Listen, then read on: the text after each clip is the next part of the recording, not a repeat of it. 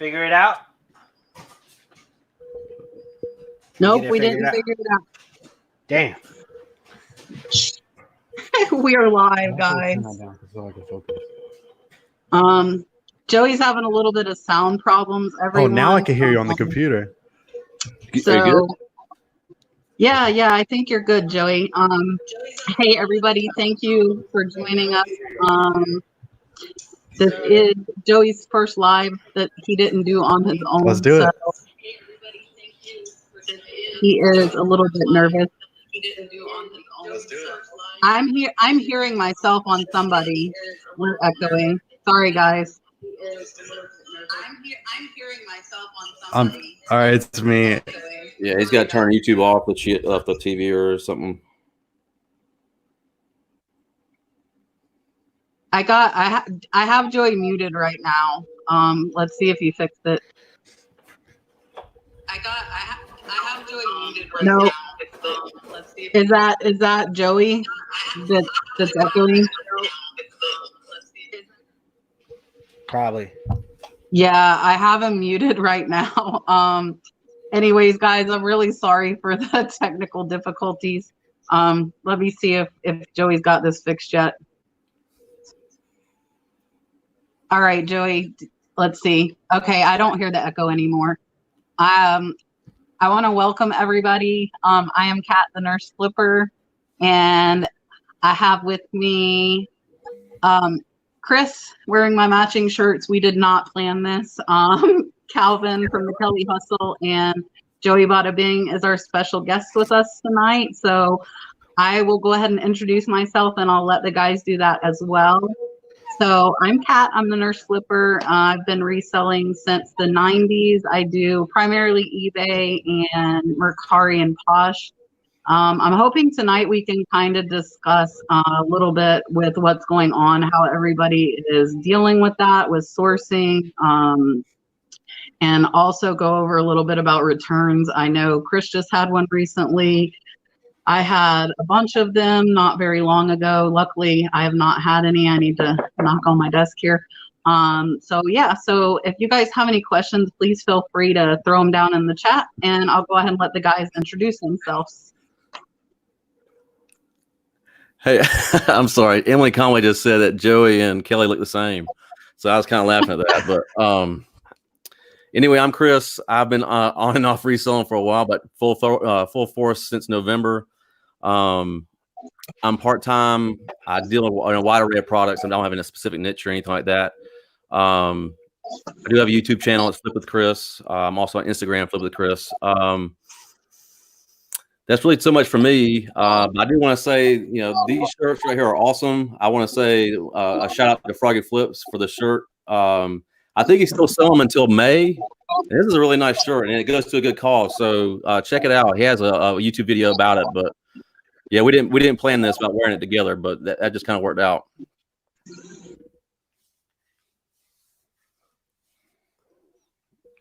My turn? Yeah, go ahead. All right. Yep. So everyone, my name is Calvin. The Kelly Hustle is my YouTube channel, Instagram, all that sorts of good stuff. I've been reselling now for a little over a year. Started out part-time. I am now officially a full-time reseller. Don't get excited because I'm not making the most money in the world at all by any means, but I am officially a full-time reseller, so I do have a lot more time to put into it. And that's pretty much it. I'm sure we'll get into it later, but man, couldn't have been a more crazier time to go into being a full-time reseller. So I will say that.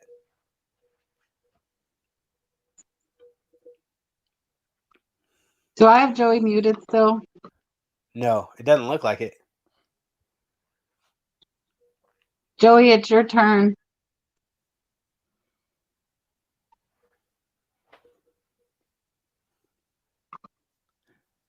He may be muted. I don't think I have him muted.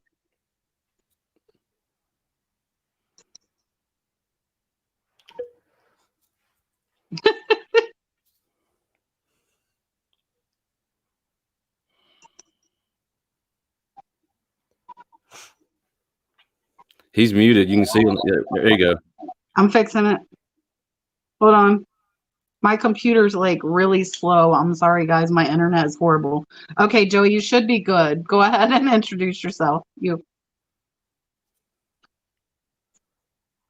Nothing. Now we can't hear him.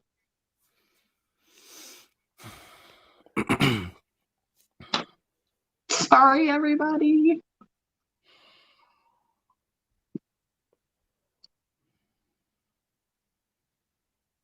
It's got to be something so simple. Tell him to.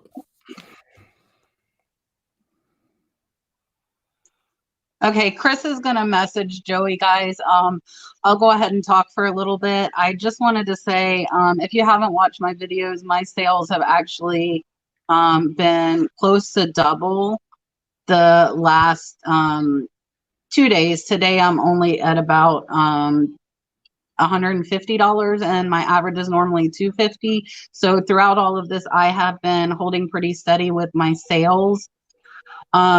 I actually, and if you watch my videos, I source a lot online anyways. I was sourcing off of HiBid, and 2 of my HiBid auctions were delayed for 30 days. So that just brought me out of that inventory. I do have 2 others that I'm watching. I don't know. The other ones didn't delay it until the last minute, so I'm not sure if that's going to happen. But I have, if you guys can see, look, I'll show you. Do you see all that? That's a death pile. That's all unlisted stuff. So I have plenty, even if I don't source, because I buy so many lots. So I'm pretty much probably good for at least a month, even without getting new inventory. I don't know about you guys. Chris, you posted on Instagram you're buying, so you're trying to get inventory that way, right? Yeah. And I've had a few people reach out to me about it. Because right now with my death pile, I'm probably a good maybe 2 weeks out. But I did just pick up one nice auction off of Shop Goodwill, and another one off Macari, about 80. I was actually a deal for 2. It was 2 different lots, and it totaled about 80 brand new new era hats, all different teams and whatnot, and they're all brand new. I got them around a little over $2 a piece, so I was real lucky to get that. So, you know, they won't sell fast, but depending on where I price them at, they may go. But I should be at around, you know, that's going to get me around for a while, and it's on its way. It should be here, I think, the end of the week. So, I'm pretty stoked about that. But it's all online. I'm looking at a couple of HiBid auctions right now that I'm in, but they don't end for another like 5 or 6 days. So there's still a lot of time to go. So I'm hoping to be able to snipe something at the end there. But it's just hard out there right now. I mean, I'm currently on self quarantine. My dad actually ended up having a lot of symptoms for like that are all the symptoms of the coronavirus. They actually haven't tested him because you have to get referred right now to a doctor in order to get a test, and he's already been to several, and then they told me he just needs to stay home. So, and I've been the presence of him for the last couple of days, and I'm like, I just got to stay home with the kids. So it is what it is. We're all good. I mean, we don't have any fevers or anything like that, but we're not. I'm not getting out to the USPS. I'm not going to the post office. Everything's being picked up right now. I'm not going to Goodwills, even though they're still open. It's hard to do. I tell you, it's really hard to do, but it's all online right now. So, Joey, do you want to go ahead and introduce yourself now? Sorry, guys. I try to do it on the computer. I'm trying to be professional, but I'm gonna have to do it on my phone. it looks good. The phone is Yes, I'm using my picture is phone. way My better. phone's better. So yeah, what's up, guys? I'm Joey Bada Being 22, your local mailman. And I'm sweating like crazy. I'm trying, I'm nervous, but I'm so glad I could be on here with you guys, and ready to talk. Definitely. Yeah. So, kind of going off the inventory, like Chris, I wanted to. I mean, obviously, Kat, you're just flooding with inventory, so you don't have to worry about it. But Chris, you said you had about 2 weeks. Now, what would be the average listings per day? I mean, what was that like? If I go out 2 weeks, that's probably about 3 to 4 listings a day. Okay. Is that? But that's typically.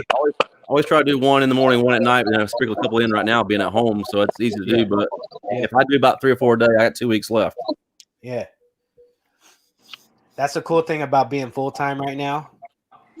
Mentally, I'm not in full time. I'm not in full time mode mentally, just because everything that's going on. But you notice, like, it's just so much easier to kind of like pick and choose your time. You can literally say, all right, this hour I'm just gonna sit down and do five listings. So just being full time, you have that leverage to kind of, and the flexibility to kind of do it whenever you need. So that's the good thing for me right now currently. But man, I'm telling you, just going into this and everything that's going on mentally, man, it's it kind of sucks Tough. right now. Yeah, You it's know? pretty tough. Joey, if you want, turn your phone sideways. I'm using my phone too. You can flip it. There you go. There you go. All right. That's one of the big reasons I asked Joey to be here, Calvin. I'm glad you said that. I think mentality through all this, like, and Joey's like majorly upbeat. I think trying to stay positive throughout all this, even though it is a hard time, it is difficult. But if you let yourself get defeated, then it's downhill from there. Me, I'm always driven to list more. If I get less sales, I list more because I'm like, what? They don't like what I have listed. I got to list something different. Like I got to find something these people want to buy. Right. So I actually am kind of the opposite. If my sales are going good, I like kind of slack off on my listings, which it shouldn't be that way because like my store count goes down. But I listed, I think like 10 or 15 today. So not too bad. I've been trying to do that. And most times on my work days, I don't get to list. So those are kind of empty days for me. So I have 3 days that I'm not listing. But I think staying positive throughout all this is definitely a big deal. And Emily Conway and Mountain Man Treasure, I think it was on Mountain Man's channel last night, and you guys could watch the replay, did a really good live on mental health just throughout this. It's really easy to get down throughout all this, guys. And I think keeping a positive attitude is definitely something that will make a difference. And it's really hard to get returns right now, especially if you're not big. I had my rush of like 8 in 2 weeks, and I was like, what is going on? But now I haven't had any in over 2 weeks. I know Chris had a big one that just happened, and I wanted to kind of discuss with you guys too. And I told Chris about this. Chris didn't know, so maybe some of you guys don't know. If you, at least if you're a top rated seller, I'm not sure if the protection extends to everybody with a store or not, but if you're a top rated seller and you send out a new item and they return it back to you open, you can deduct up to 50%. If that item's value is significantly decreased because that person opened it, you can deduct that, and eBay actually will pay that out of their pocket for you. It's part of their seller protection, and they will also remove negative feedback. So don't be scared to take a deduction. I take a 20% deduction off of almost every return, unless it's my fault, for a restocking fee. And I asked eBay if I needed to like put that in my listings, which I think would deter people from buying from me. And they said, no, I'm not required to put that in my listings, that I'm allowed to take it when the people return that. And they will pay it. They will pay them. They'll get their money, but they're not getting it from me. So that way I kind of cover my time on relisting, restocking. So that's one positive about eBay returns. Yeah, that was huge for me because I was really upset about it because it was an item for $279 that got sold.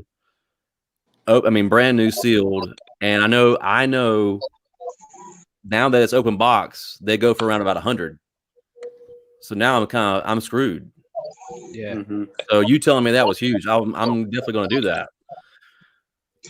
Oh yeah. Joey, you just started, so you've only got how many items do you have listed right now? So right now I have 61 items listed right now. I'm very new to this. I just started in January. I actually sold my first item on my birthday, which was crazy. Nice. And I started there and I was like, I'm never stopping, you know. I made a couple dollars, but I want to keep going. And, you know, just watching all the YouTubers and this community is just amazing. But I actually, I had a return. I had a Yankees hat that I bought from Goodwill, and I sold it for $6. And, you know, I thought it would, you know, be a good, you know, good thing. So I dropped down the price. It was like 15. You know, I'm a big Yankees fan, so I was like, you know what? If you're a Yankees fan, I'll drop it down to $6 just to try to make the sell, try to make a good feedback. And the buyer got it and said he wanted to return it. It wasn't new, and clearly on the, you know, on the description it said, you know, used like new, you know. And he's returning it back, and he wants, you know, me to pay shipping. And, you know, I'm trying, you know, I'm new to this, so I'm learning the steps and, you know, what to do. So I'm glad we're talking about this, because, you know, it's a hard subject for me. So. And I think as a new reseller, returns are probably pretty scary. And if you're not selling much, returns are pretty scary. Like for me, it's 2%, which is a lot of returns, as much as I sell. But just know that it probably is only going to be 2 or 3%. You probably just got bad luck there. But depending on how your returns are set, as long as you didn't say new, you can tell them that they have to pay for the shipping because you said that it was used in your description. I actually got it back already. He paid for the shipping, but now he wants me to pay for the, like, he wants me to PayPal him the shipping that he shipped back.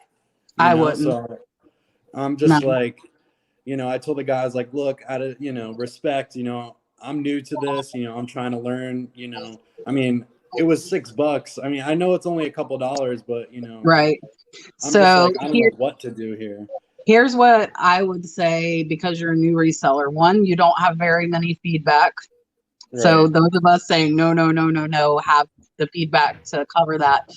So if I were new and I was in that situation, I would probably refund him the money, because you don't want him to leave you a negative feedback. Right. I know, but everything's already, like, I don't even know if he can give me a negative feedback yet. Like, it's already all done. Like, the return is closed. The return is closed. I refunded him. Everything's done. Like, he's wanting him to send him the shipping after directly. Straight to PayPal. Right. It's already completed. I already refunded him the money. Everything's done. He's still trying to get, like, he's saying that he's charged $12.99.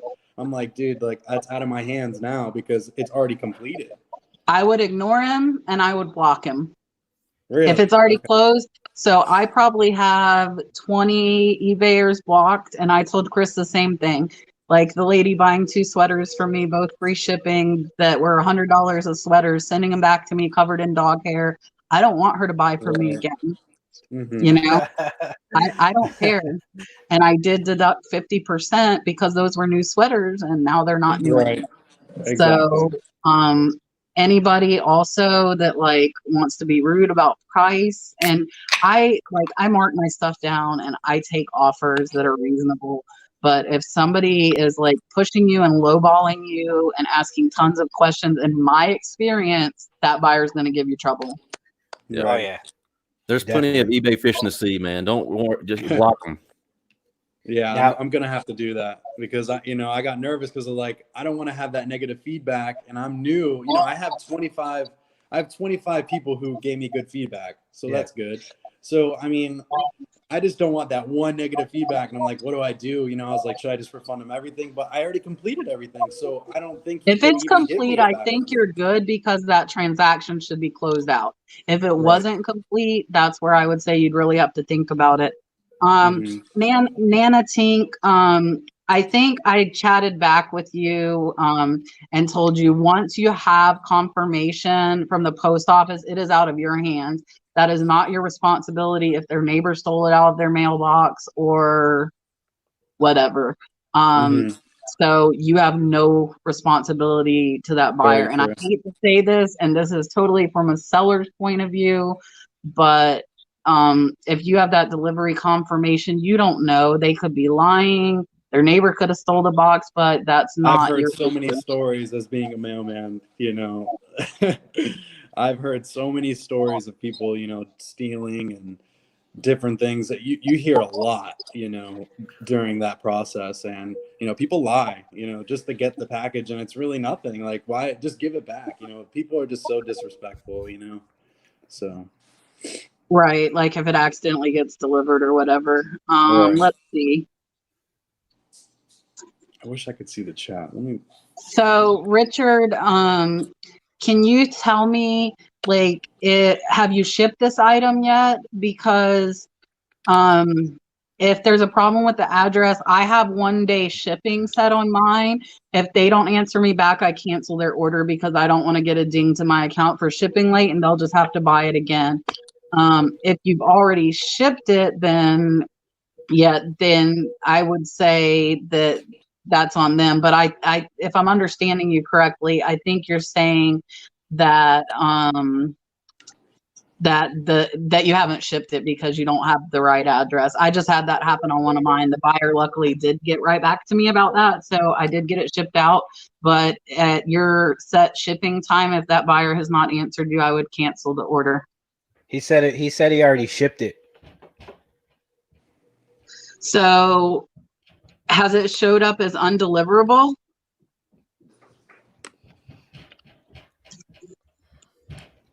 Because if it comes back to you, which is a chance, like I've had that happen, and I actually, like, that's on the buyer. If they didn't fill their address out right, I would tell them I would reship it to them if they wanted, or cancel minus the shipping, because you're not going to get that original shipping back because it's been shipped and it'll end up coming back to you.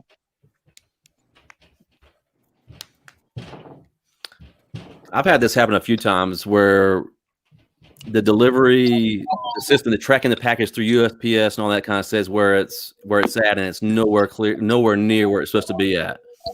And I've had the buyer reach out to me, and this is what I usually do: is I tell that buyer to kind of relieve some of the stress off. It was like, look, I am now getting alerts off your package on my phone, and I'm knowing exactly where this thing's going. And also, I'll go in and do find my package off the website, and just make sure you don't send it back to yourself. If you can do that, you can actually check the box to say once it's found to send it back to the sender or to the original person who sent it out.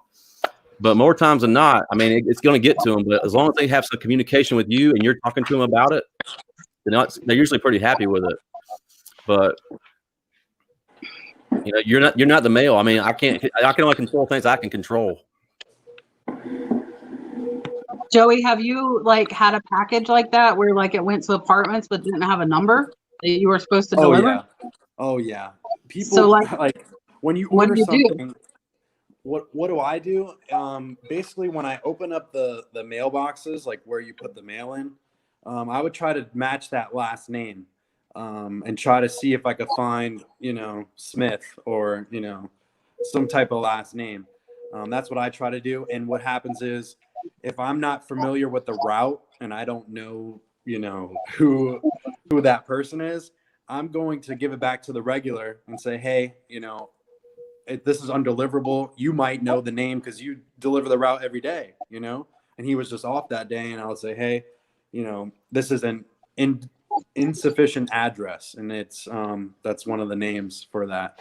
And he'll take care of it, and he'll see, all right, if that name matches up and he knows where it's at, he'll deliver it. If not, he'll return it to the sender, whoever, basically us as eBay, sellers. They're going to send it back to us and say, this isn't, a deliverable address.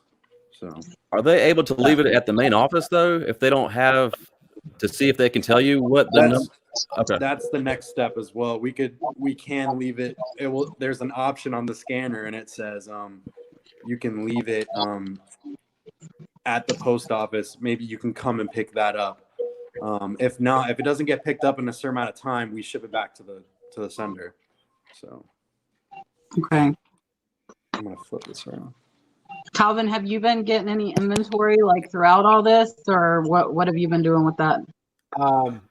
There was one Facebook post that I went to the house, and they had a few pictures on there, and she just wanted to get rid of whatever. And I went to that house, and I spent like $30. I got a few things. I actually came across a bunch of knives and like 3 small boxes of Legos, a few other things. But I'm already profited from that little buy. But other than that, no. Our thrift stores are shut down, so I have been looking on High Bid right now, and there's a couple of auctions ending here in a couple days. So I'm watching some items, keeping my eye out for that. Um, but other than that, no. Yeah, I mean, fortunately, I do have I kind of have a pile right now. So just depending on how much I list, I should be fine. But I would like to list a lot more.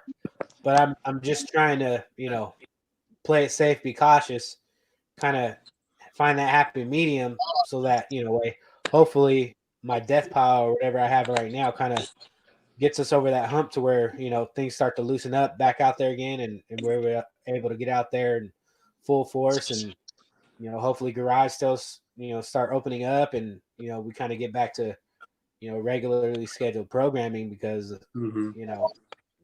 I think more than anything, I don't think the sales, just kind of getting a gauge on what everyone's doing. I don't think it's the sales that are down right now at all. I think people are shopping. Yeah. It's the inventory issues that people are going to run into.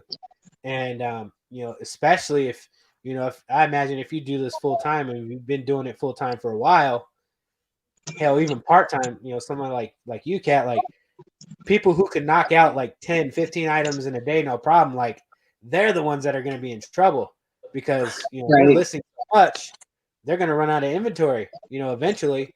So playing that game of, okay, I have this pile, I got to ration out these piles, until we can get some opening back into the market. So, yeah, that's a dilemma right now. Again, I don't think it's sales just getting a gauge, but it's inventory.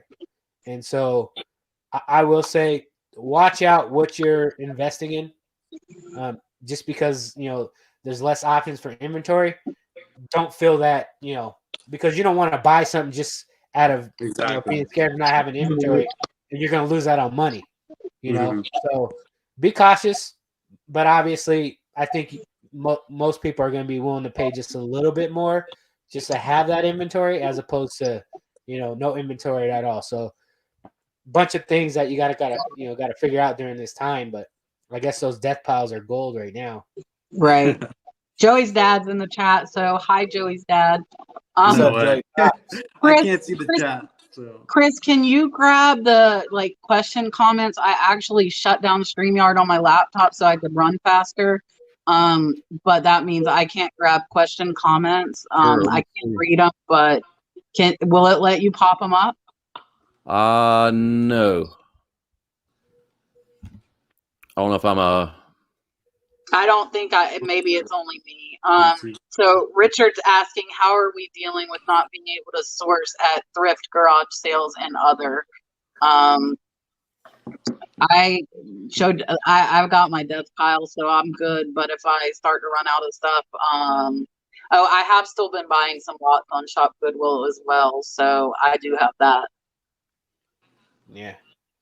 I mean, for me, I'm gonna pull a Harry Humstone, and I'm gonna be right back, guys. For me, just now that I have a YouTube channel up and going, and kind of still trying to figure out my way and navigate through the YouTube channel, I was, this is my first year of going into garage sale season where I actually know what the hell I'm doing. So I was anticipating going to garage sales, getting some content, and just having some fun and doing things like that. So, I mean, it definitely sucks, not being able to kind of, get ready for the season like we thought.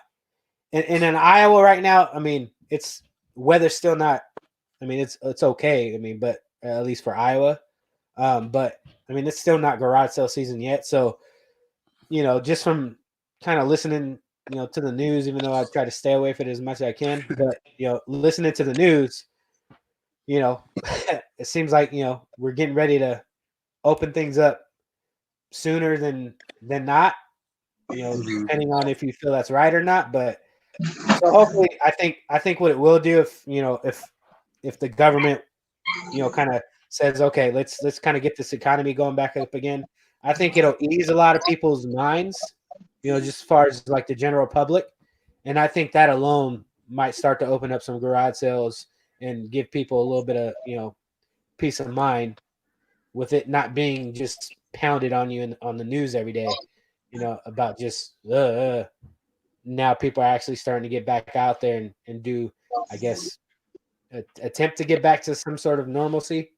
But yeah, garage sales, not having garage sales right now and or anticipation for the season to start right away is pretty much a bummer for me.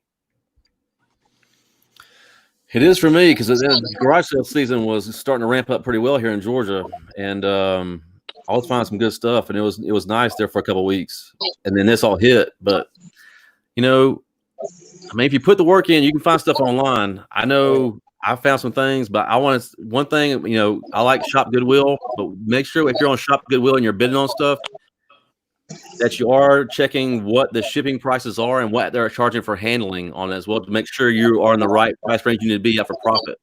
Yeah. And also on Shop Goodwill, they have like the COVID-19 information. I think some of the Goodwills are not shipping. I checked on the ones that I bought lots from, and they did not have anything saying they were shut down. So I'm hoping my stuff gets shipped, but it's not shipped as of yet. So. How many things have you bought on that? I've just won 2 lots. One was a really cool steampunk jewelry lot that I think I'll make quite a bit on. And then I won a lot, I think last night, it's a giant. I'm excited about this. It's a giant Kermit, a giant Miss Piggy, and a giant Fozzie. They're like 44 inches and they sell for like $150 a piece. And I paid $40 for all 3. You saw it, Chris? Yeah. That's funny. Yeah, but like there were sold comps of like, there was one sold comp on Miss Piggy for $75. There were sold comps on the Kermit for like 100, 150. So like I only paid 40 with the shipping. So sure. Nice. I'm good as far as that. Well, like I said, like I had just got it's shipped out. It's supposed to be here, I think, Friday, but I bought 15 pounds worth of Lego instruction manuals for $20. That's a lot. Yeah, and a lot of them go good. Nice. Yeah, there's some that are really nice. I mean, I don't expect them to sell quickly, but it's at least going to give me some inventory to kind of get through this to where I need to get to. But definitely for $20, and they're selling for like $5.99, $6.99. I mean, 15 pounds. There was a ton of them. I was like, wow, nice. That's crazy, Chris. Because we were just cleaning me and my wife were cleaning our kid's room, and my boy, he's 6, so we're cleaning his room and he's got tons of Legos. So she's pulling out all these manuals. She was like, trash, trash, trash. I was like, no. Yeah. So I was like, that kind of brings me to this point, like kind of get back to the roots. Right. So if you know you're not having those opportunities to source, start looking around the house again. I'm sure you got a shirt or some jeans or a cup or something. I mean, just keeping your account active. Right. Even if it's a $5. Well, at this point, I mean, if you bought it so long ago, it's going to be just money anyways, right? So get back to the roots. Start looking around the house. I told my wife the other day, I was like, babe, I might have to raid your closet. And she was like, well, if you do that, just make sure you run everything by me. So yeah, get back to the roots, and look around the house again. I mean, I'm sure you got some things that you can still, I mean, I still have old iPhone boxes that I got ready to list. If I need to. So I mean, it's just you just gotta think. Yeah, Chris got me that $100 with his little buy an iPhone box. I bought the box and it had $100 in gift cards in it. That was awesome. Mine didn't have $100 in gift cards in it. I just listed them. Joey, like, I know you're not like selling like that much. So like, do you try and list every day, or like, what are you doing with that? So basically what I do is I at least list one thing a day. And if I'm not able to, I'll try to revise a bunch of my items just so there's activity flowing through my store. that's another thing I wanted to tell you guys. I've heard on other, on Harry Tornado and Rally Roots is saying we're just revising your item is basically you listing an item. So that's what I try to do if I don't have the time, because, I'm a mailman, so I'm hustling around and just hanging out, with my family and stuff. So it's difficult, having a full-time job and, Right. trying to keep a business and YouTube, so, and trying to make, my girlfriend happy, it's just hard. It's just, you learn, but I'm, Right. I'm trying. So now with the Joey, so with the revising, you have to in that item and you have to sell a similar item as a completely different item, or it does not count as listing. So you have to totally end that listing. Oh, really? Yeah, like just revising it's not going to pop as a new item. You have to totally end it and do sell similar in order for that to matter. So does that count as another listing? It does. Yep. Okay. See, I'm learning. I don't know. I feel like I'm doing it, but I'm not. So, hey, this is good. Yeah, no, but I like having you here because you're a little bit newer. I know, Calvin, how long have you been reselling? Technically, this January made it a year that I opened my account. Okay. But I didn't really start listing like consistently until March. So this is really 1 year in, right. to like listing on a consistent basis. I had a few months there in between to where I was still active, but I had moved in September, so I didn't list all of September, and I was still getting okay sales. And October, I did like half of what I was allotted with my store, and so that was still bad, for what I was doing, because I was trending up until that move. And then once holidays came around, I kind of picked it back up again, and then January, February.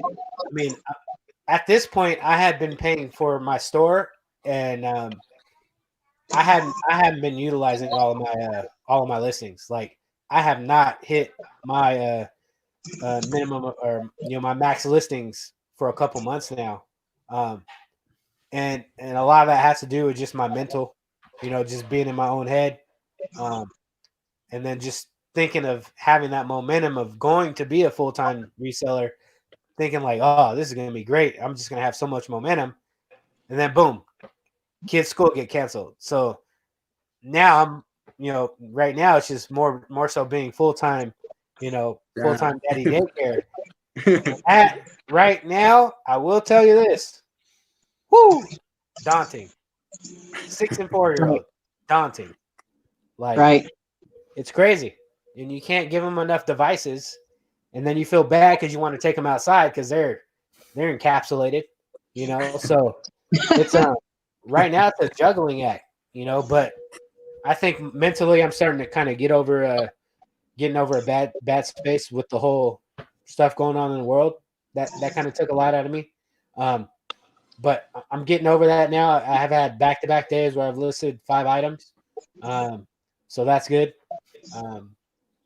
But yeah, throwing kids in there full time, man, that's no joke. Threw a little wrench in your plan of going full time, right, Calvin? Big time. Because what I try to do is, breakfast, lunch, dinner, and my wife, last week she was working doubles. This week it's a little bit easier because she's just working a regular schedule right now until she becomes a driver. But last week was really hard because she had work. She was pretty much working from 5 a.m. till like 8 at night, and breakfast, lunch, dinner, snacks, trying to get things listed and trying to pay attention and be on YouTube or whatever. It was tough, and I wasn't ready. I was not ready for that. Yeah, you got hit pretty hard, Calvin. Hard. Time. So I opened back up StreamYard so I could pop the comment down and pop some other ones up here. And guys, please feel free to ask us questions. We're more than happy to answer. And I like having like a varied panel here because I've been selling on eBay off and on since '99. Joey's really new, and then Calvin only a year. Chris, how long have you been doing it? Well, my account's been open since 05. Okay. So just focusing it mostly on reselling since November. So, I think I've got over 450 sales in the last 90 days or something like that. So It's a Yeah, lot. no, you're catching up with me. Flipping Flamingos, which yeah, Flipping Flamingos, which is Joe and Renee, want to know everybody's advice for getting subs on YouTube. So my advice is what I've been telling you. You know, I talk to you all the time. I talk to the guys all the time about this as well. Going in these chats, talking with everybody, and being Getting seen yourself as you can be exposed. seen. Yeah, like you just got to go out Always there. talk to everybody. I try to talk to everybody. Right. That's just even me in real life. I always try to say hello to everybody. It's just my personality. You know, just show yourself. You have a good like profile picture, and people will notice that. Oh, the flamingo. You know that's what people see. So, you know, And like Phoenix Flippers. Joey's personality is crazy. Joey's at 400 subs. He's probably going to pass me soon. I just passed 800. So like Joey's all over the place like I am too. Comment on videos that you watch. Go into the live chats whenever you can. I have dedicated myself to YouTube for the last probably over a month to get to those 800 subs. Like I watch other channels, I comment on them, and put out consistent content. I'm lucky I have all the sales, so I do have a lot of information like readily available to me because I'm making $500 in sales a day. And if I don't, I try and find good content to put out. But if you can't, I wouldn't put out a video because you don't want to put out a video that's not good. And then you're trying to gain subs. And then like you put out a mediocre video and people don't want to watch you anymore. So I would say it would be better to put out like 2 to 3 like good content videos a week or even only one.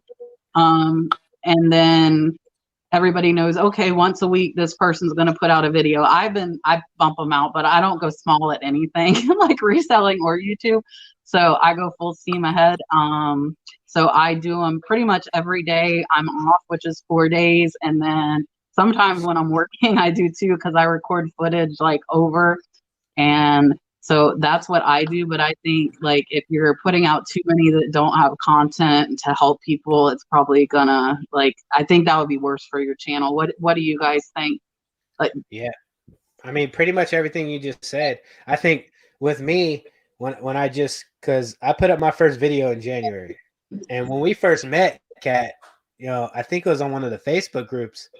And then we started chatting.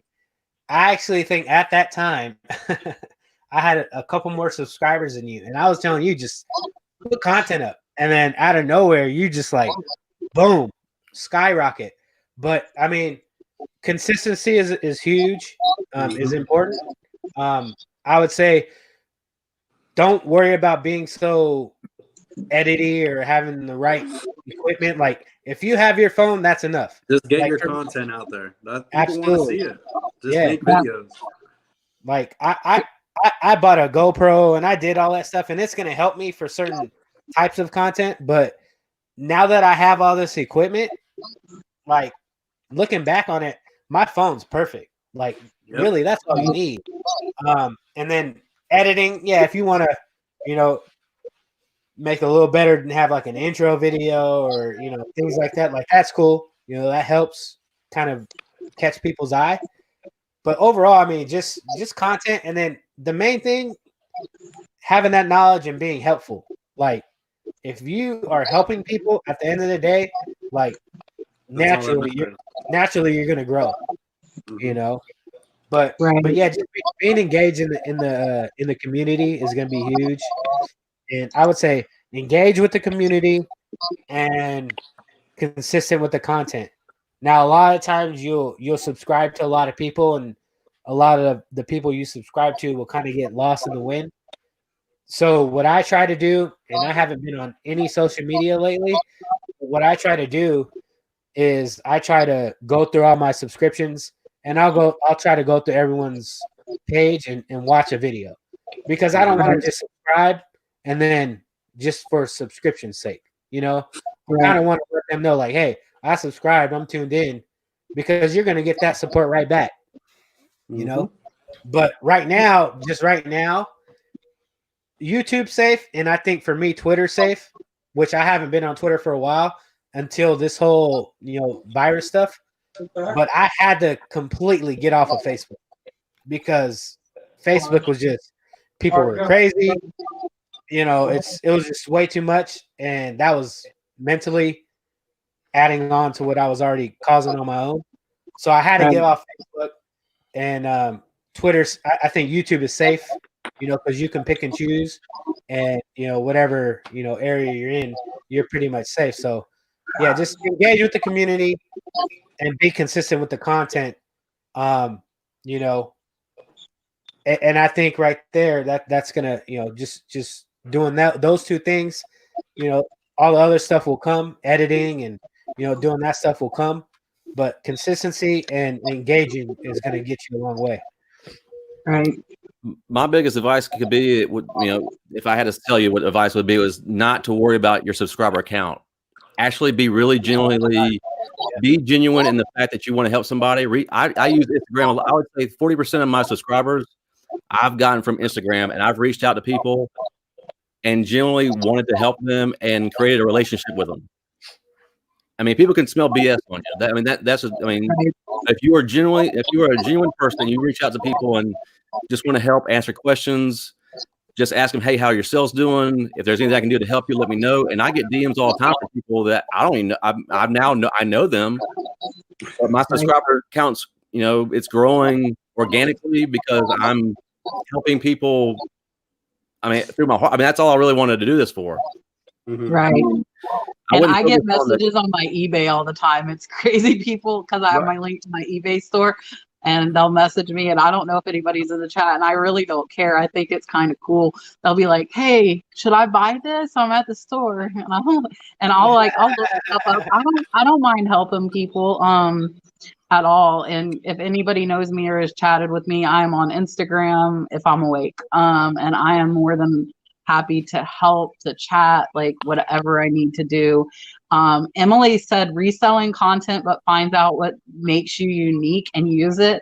So I would agree with that. So like me, I think I have a ton of knowledge. I was talking to Joey about this the other day. So like Joey might be new to reselling, and it'd be cool like to document the journey in it, but like Joey's got more energy than like anybody I've seen. I don't have that. I'm kind of like more low key, I'm more chill, but I have the knowledge. So each of us, I think, has different aspects to us that does make us different. Chris, I think Chris is really analytical and breaks stuff down. Me, I'm like, okay, I have 20 things. Like, here it is. Here's where I got it. Here's what it sold for. Watch for this. And then next. But Chris breaks things down a little more. I don't. Calvin's upbeat too, like Joey is. So everybody's got like their own thing. And like Calvin's a new reseller, which a lot of people like to follow like that journey as it's growing. Like Joey's new part-time and plus doing YouTube. So, I mean, I think you definitely need to stand out. You need to be consistent. And like Chris said, you need to be genuine and really want to help people. Like, I'll talk to any of you. You can message me at any time and I will chat, probably longer than you want to chat with me, but I will chat.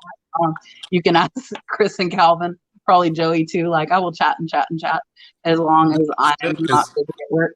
It's good. It's really good to talk to other people and really learn, because when I started, I had no idea. I didn't know what I was doing. Everyone was just telling me, list something, just list it, and it will sell eventually.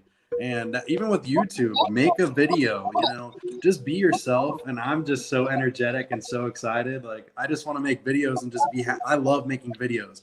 I've done it my whole entire life, and just this niche and this community, it just fits with me perfect. And my dad, he's in the chat. I saw him posting some stuff, but I learned from him, at first, like, my dad was like, buy and sell things. I'm like, no, I got a job with the post office, I have a paid job, but now it's like, I really like this, I like YouTube, and like, this might fall into place one day, and I might do this, in the future. And, this is just the start of something new. So I'm really excited to keep it rolling, Look into, also like at the end of the day, like, we're entrepreneurs. Like, anyone who can make money on their own without somebody giving them direction, or not necessarily that, but like somebody, like, without you punching in the clock and you're making money on your own, like you're an entrepreneur. Mhm. So obviously, we're resellers. That's our niche. But at the end of the day, we're entrepreneurs. So venture off outside of just reselling. Obviously, that's your foundation. But venture off, go to other entrepreneurs, go to different types of entrepreneurship, people doing detailing or, lawn mowing, and interact with that community too. Because people who are learning from those communities and are learning ways that they can make money, maybe they don't know about eBay. Maybe they don't know about reselling. So now you can introduce them to another way of making money. And again, that will grow your grow your subscription base as well. Like, it doesn't have to just be reselling. Like, obviously that's the foundation. That's what we love. That's what we do. But again, we're entrepreneurs at the end of the day. And, kind of entrepreneurship is that trunk, is the tree. And, reselling is a branch on that tree. So just try to, venture off a little bit in the other entrepreneurship ideas. Even other YouTubers who aren't necessarily, if you are trying to grow a YouTube page, even if you're not necessarily, they're not resellers, they are YouTubers. So you can definitely get advice from other YouTubers on how to grow your YouTube page. So, I mean, there's a few different avenues you can go down, but end of the day, we're all entrepreneurs, man. We're all out here and we're trying to make money, so you don't have to only help people who want to be resellers, but now you can introduce someone who knows nothing about reselling to reselling, and you can change that person's life, because they didn't know that before. So, there's other ways as far as, growing the audience without having to just pound 100% with resellers, because there's a few other, people I follow like that. Hell, Gary Vaynerchuk, I don't know if, I'm sure, people are familiar with him, and he's a lot of rah-rah, but he has a lot of people who are interested in reselling as well, because he does trash talk, and that's everything based on reselling. And then he also just has, people who want to be entrepreneurs or people who want to make a side income and stuff like that. So that's a good resource. Engage with that community as well, Right. Yeah, I tell people at work, like, all the time, like, that are working, and like, if they're not making enough, or like they have no idea about reselling, and I'm like, just watch. Like, I tell them, watch me, like, watch, you can do it. Like, that are struggling, like people that are genuinely struggling. I've told patients about it. I've told coworkers. Like, it is hard work, but it's not hard to do. You just have to put the effort into it. And it's pretty simple. I mean, it does take some grind to get those listings out and find stuff, but like, anybody can do it, in my opinion. Like, if you got a phone, you can look something up on eBay, you can go to the store or go online.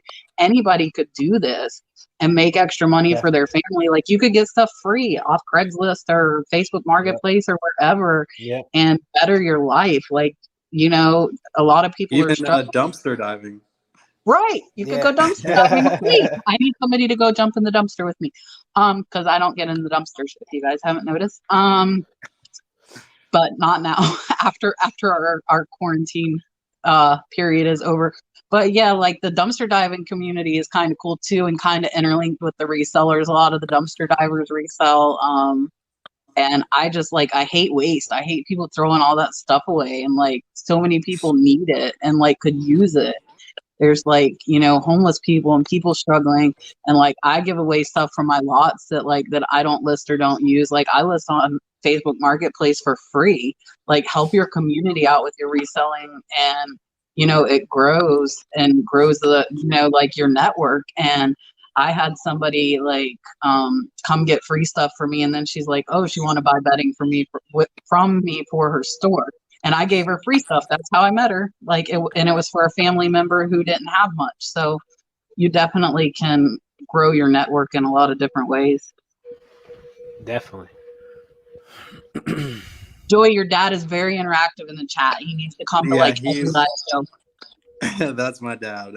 Yeah, he's been buying and reselling his whole life. He's the king at it. I mean, I learned from him a lot. Me and him, we go to flea markets, and the lady will be like, $5, and my dad would be like, no, I'm not paying $5. I'll give you $1, you know. That's just the way my dad is, and I'm trying to learn off of him, like with garage sales and flea markets like that. But he's crazy, but I love him, so. Well, with his like go, I see where you get it for sure. Yeah, it takes a little bit of salesmanship. Yeah, he's a go-getter, and he won't stop until he gets his money. But it's a game. It's a game, and you gotta play the right game. It's like chess. It's not gonna happen overnight. It's something that you learn over time. And, I think a lot of people fall out of it, Joey, because they think it's easy, and like it's not easy. Trust me, it is not easy. And just even fighting with people, on eBay, like, hey, you got it up for 40, and someone says, oh, let me get it for 20, and it's like, I don't want to do that. Let's do it at 35, and you try to fight with them, and it's a mind game. It's hard, but I'm gonna keep fighting and keep doing it. I'm not stopping. I love this. It's fun. It's fun. Yeah. Yeah, I mean, it's just crazy to me, like finding dollar things that sell for $100. Like, how crazy is that? Like, I like treasure hunting. Amazing. Like, I would like to dive so I could literally go look for treasure because, yeah, I just like finding stuff. That's why I like dumpster diving. It's like you find these like hidden things. When I was delivering on my route, I don't know. You guys might have seen my video. I think it was like my first or second video. I'm delivering my route, and I get to the garbage, and I see an Xbox One just sitting in the garbage on top. And I was like, is that an Xbox? Like, that's crazy. And I'm like, what do? I walk up to the house, and I knock on the door, and I'm like, hey, guys, you're throwing away this Xbox, right? And they're like, yeah, just take it. And I'm like, no way. And I took it. I got it for free. And I put it on eBay. A couple days later, I sold it for $50. I mean, you got it for free. It's just the console. I mean, it's easy. It's just it's awesome. I love it. It's crazy because I just went through this is about a month ago. I didn't dumpster dive or anything like that, but I was behind a Hobby Lobby, and I noticed these cases, and they were full of Ticonderoga pencils. They just threw out because the box got wet. Mm-hmm. And I'm in the school system, and I have teachers that they buy all this stuff for their kids every year, and that store is just they're just throwing pencils out. So I picked them up, and they're in my store. I'm selling them. But, they don't sell great, but they sell every week. I get a couple sales from it, but it's just every dollar counts away just goes wet. There was nothing wrong with these things. It's crazy, man. I mean, a lot of times, if you let people know what you do, like my next door neighbor, he knows what I do. So him and his wife have like bags of stuff that they're getting rid of in their basement. They're like, hey, man, you want to come look through the stuff? You can have it. Boom. Of course. Just letting people know what you do helps, Sharon wanted to know at what point did we get an eBay store. I think I got mine, like they have the free one, so I initiated that, and then I bumped up to like the basic one, and I do have the premier one now. I pay $59.99 a month, but I'm at 1,500 listings, so the next one for me would be like the biggest store, and that's $300 a month, and I don't intend to do that because I will pay 10 cents or whatever it is a listing. I could do a lot of listings and not be paying $300 a month. So that's what I did. For your store, because I just have the free store right now. Right. Now with the listings, you said you got 1,500. Are those free listings or? So I haven't had to pay for any of them. I have 1,000 free listings a month with Premier, but it rolls every 30 days. So like some stuff will sell before it rolls, and then I list stuff. The last time I looked, I had like 400 left until April 1st, which is just in a week.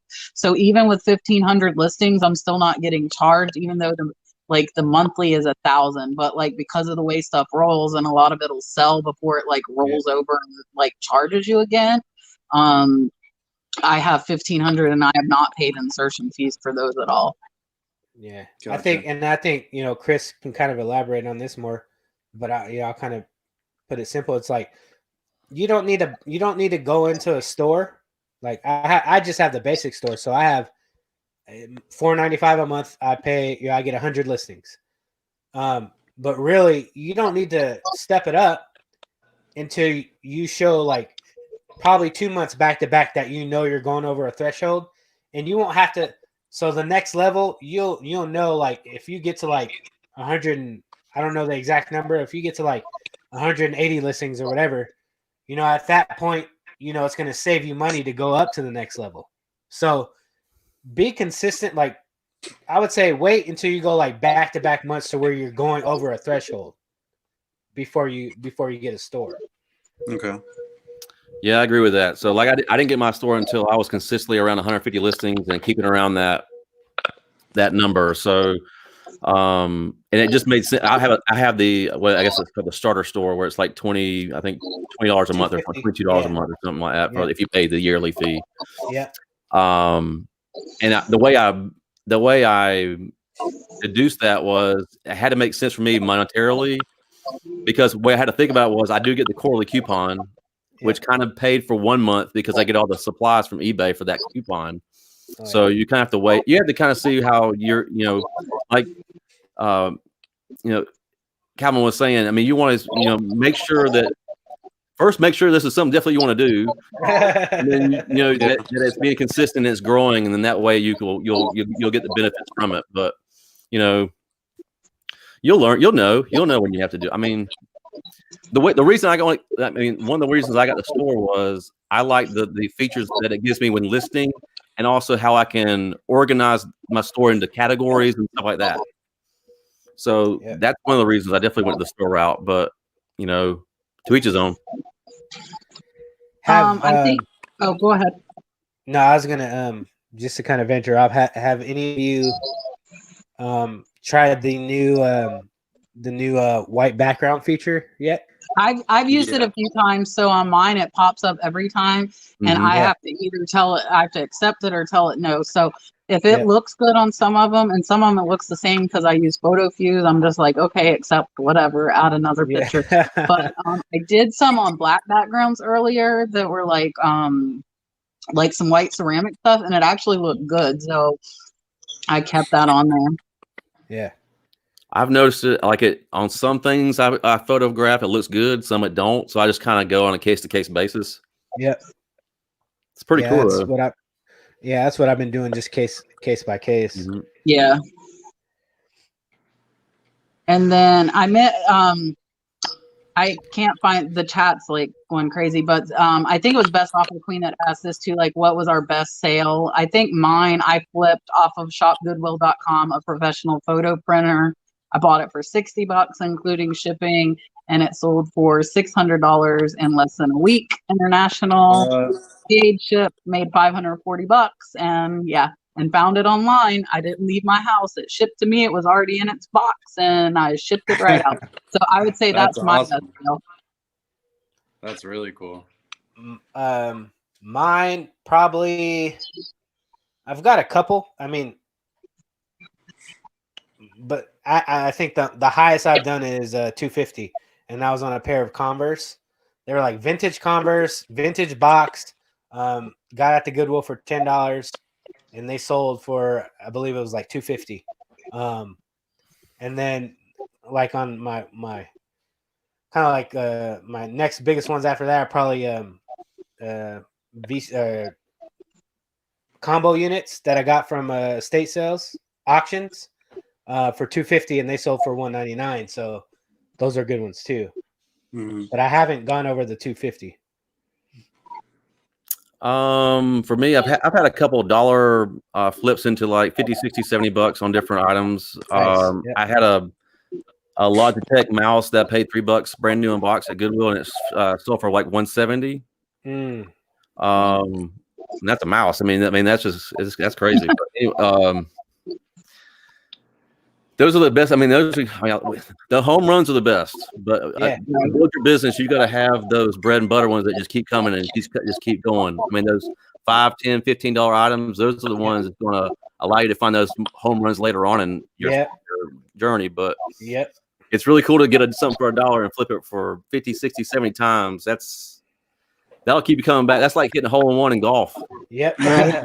You got some flips that'll pay the bills, and then you got some flips that'll take you on vacation. There you right. Yeah, there you go. That's it. Right. Yeah, I found this perfume in this in the case, and I go to look at it. And I'm like, you know, I don't know. And I look more into it. I was like, hey, can I see that? Lady brought it out, and it was this vintage perfume from like 1999 or something. And I looked it up online. They were selling for like 150, and I was like, let me pick this up. So I bought it, and I listed it at like $80, and I sold it for 70 because the other ones, they were higher up. They were like 150, 140, 130. So I made it at 80 so I could try to like get a quick sale. I bought it for $4 and I sold it for 70. And hell yeah. what was really cool was it's in the next like county over. Like I could have drove it to her house. So, but I So still she took could it have out. found it at the Goodwill. You just got lucky. Yeah. So a, that was a pretty lot cool. a lot of the times on those sales like that, like obviously, yeah, we get excited because we get money going to our account, but like it's an adrenaline to know, like, man, I literally just paid $1 and it sold for this much. Like It's crazy. that's, It's a good you know, feeling. that's a good feeling. You know, the money, obviously the money's good, but the Right. feeling in knowing that you can literally spend $1 and turn it into $75 or, you know, $100 and something dollars, like that's insane. Like I don't think there's margins like that in any other business model. Right. Yeah, my One- girlfriend one- in the chat. crazy. My girlfriend in the chat saying that she tried to get the perfume for me, and I let her smell it, and I was like, "Hey, you like this?" And she was like, "Yeah," and I was like, "No, I'm selling this." So I gave her the Versace one though. I bought another one. Versace. Yep. Yeah, it's really, that one smells good. I like that one better than the other one. The other one was like an old lady. Smell. You know that smell? Yeah. It smelled A old. lot of those that are expensive stink. Like they're Yeah. they're like horrible. I got a story about that, about some old lady Avon perfume. So, so you know, after when I was working full time, and I would get off work and I would sneak off to Goodwill, and I would try to do it quickly enough so that my wife wouldn't know, and you know, she would call me out like, "Where you at? Aren't you supposed to be home?" I'm like, because she knows I was thrifting, but I wasn't supposed to. So one time I had opened up the bottle and it got on me. I was like, "Oh shit! Like, what's she gonna think now? Like, this is all bad. Like, I smell like a stinky old lady." So stay away from them Avon. Stay away from that Avon. What'd she perfume. say? Oh my gosh. I bought a bunch. I bought too much and it like my car forever. It was horrible. Let's see. So Best Offer Queen wants to know too, what's our favorite way to source? I don't have one. I'll just like answer that. I like everything. I like going like thrifting, I like garage sales, I like estate sales, I like online. I just like finding stuff. So for me, I can't pick a favorite. Garage sellers are the best for return on investment. You're gonna get this stuff a lot cheaper and be able to flip it for more. My favorite though would be the ones that you can just ship to me. Just ship it to me, and I get home that day. I got my sort. I got it right there. It's already in the box. I can just sell it out the door As is. Yep. You know. Right. So, but the return on investment on those kind of items is a little lower than you would find in garage sales. Yeah. But for me, I mean, it's hands down not even close. Garage sales, like when I started doing garage sales, like I was like, this is it. Like I wish, originally coming from San Diego and now living in Iowa, I was like, I wish I was doing this when I was in San Diego, because I would literally be at garage sales like all week long. Like, it's just margins are always the best, and then it's just fun, man. It's adrenaline. Every time you walk up a driveway, that adrenaline goes. Well, I've been spending a lot of time on Google Earth trying to find out where Rev resells honey holes at in Atlanta. So I'm trying to figure out if I can find that place. I think I'm pretty set. Get some metal detectors. Yeah, that'd be great. What's yours, Well, Joe? my favorite sourcing place is definitely at Goodwill, because when I go onto my route, there's a Goodwill right there. So I jump into Goodwill and I run in there for 10 minutes and I run through everything. And then I look them up like in a couple, because I only have a 30-minute break. So I run in there as quick as I can. I actually made a video. I'm going to be posting that. That's my next video. Basically what I do in a day as a mailman. But I love Goodwill. I don't know. I find some gems when I go in there. I find some cool shoes. You know, I buy them for $5 and I'm selling them for 40. I'll do it all day long. You know what I mean? Yeah. So, I love shoes and hats. I love hats. You know, hats are the best. I mean, you can go to Goodwill and pay literally $1, and I'm flipping them for 15. But still, if I continuously keep doing it, it's money. You know. Oh So, yeah. I love that. Right. Shoes and hats are very easy to list too. Oh yeah. Yeah. Couple pictures and you're done, you know? Yeah.